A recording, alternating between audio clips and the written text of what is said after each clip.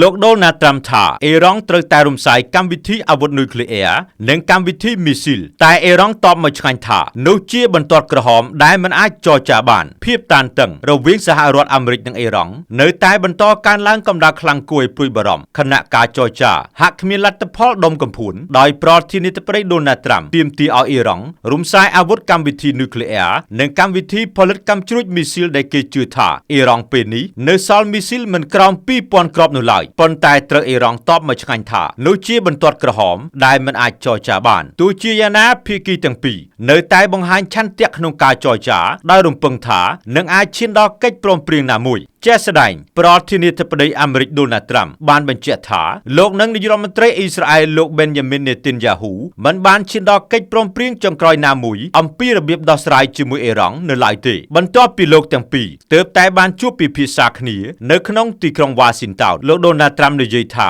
ការចរចារបស់សហរដ្ឋអាមេរិកជាមួយនឹងទីក្រុងតេអារ៉ង់នឹងបន្តព្យាយាមឈានដល់កិច្ចព្រមព្រៀងមួយនេះបើយោងតាមការចុះផ្សាយរបស់ទីភ្នាក់ងារព័ត៌មាន Reuters នៅថ្ងៃព្រហស្បតិ៍ទី12ខែកុម្ភៈឆ្នាំ2026នេះនាយរដ្ឋមន្ត្រីអ៊ីស្រាអែលលោកប៊ែនយ៉ាមីននេតិនយ៉ាហ៊ូបានសង្កត់ធ្ងន់ថាការព្រួយបារម្ភអំពីសន្តិសុខរបស់អ៊ីស្រាអែលត្រូវតែពិចារណាជាពិសេសទាក់ទងនឹងកម្មវិធីមីស៊ីលរបស់អ៊ីរ៉ង់និងការជួយគាំទ្ររបស់អ៊ីរ៉ង់ដល់បណ្ដាក្រុមប្រដាប់អាវុធដូចជាក្រុមហាម៉ាស់និងក្រុមហេប៊ូឡាជាដើមប៉ុន្តែមិនមានសញ្ញាណាមួយដែលបង្ហាញថាលោកដូណាល់ត្រាំបានយល់ព្រមពង្រីកកិច្ចចរចាលើកម្មវិធីអាវុធនុយក្លេអ៊ែរអ៊ីរ៉ង់នោះទេលោកដូណាល់ត្រាំនិយាយថាលោកចង់បានកិច្ចព្រមព្រៀងមួយប៉ុន្តែប្រមានថាប្រសិនបើការចរចាបរាជ័យអ៊ីរ៉ង់អាចនឹងទទួលបានលទ្ធផលធ្ងន់ធ្ងរពិបាកនឹងប៉ាន់ស្មានលោកធ្លាប់បានគម្រាមកំហែងបើការវាយប្រហារដោយកម្លាំងយោធាប្រសិនបើអ៊ីរ៉ង់មិនយល់ព្រមតាមលក្ខខណ្ឌលោកបាននិយាយថាកិច្ចព្រមព្រៀងល្អដែលសហរដ្ឋអាមេរិកអាចទទួលយកបាននោះគឺអ៊ីរ៉ង់ត្រូវតែរំសាយកម្មវិធីអាវុធនុយក្លេអ៊ែរ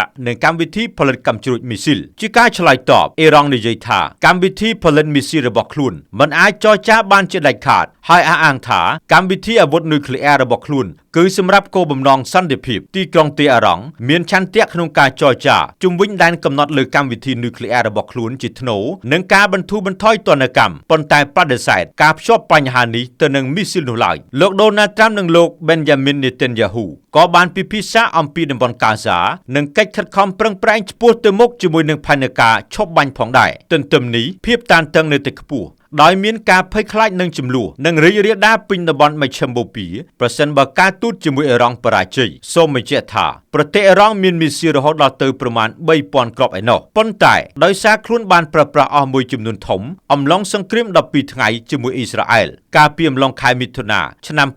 2025គេប៉ាន់ប្រមាណថាបច្ចុប្បន្នអ៊ីរ៉ង់នៅសល់មីស៊ីលរហូតដល់ទៅប្រមាណ 2000 គ្រាប់ទៀតសម្រាប់កម្ចាត់នរណាដែលអ៊ីរ៉ង់ចាត់ទុកថាជាសត្រូវនេះបើយោងតាមការចុះផ្សាយរបស់គេហទំព័រ GFIT គួររំលឹកដែរថាថ្មីនេះអ៊ីស្រាអែលបានប្រាប់សហរដ្ឋអាមេរិកគួរឲ្យភ្ញាក់ផ្អើលថាបើសហរដ្ឋអាមេរិកនៅតែជ្រឹមជ្រំបានតែគម្រាមអ៊ីរ៉ង់ចោលខ្លួននឹងបើកការវាយប្រហារអ៊ីរ៉ង់តែម្នាក់ឯងឲ្យតែអ៊ីរ៉ង់ឆ្លងហួសបន្ទាត់ក្រហមខ្ញុំតារាពី RTNews TV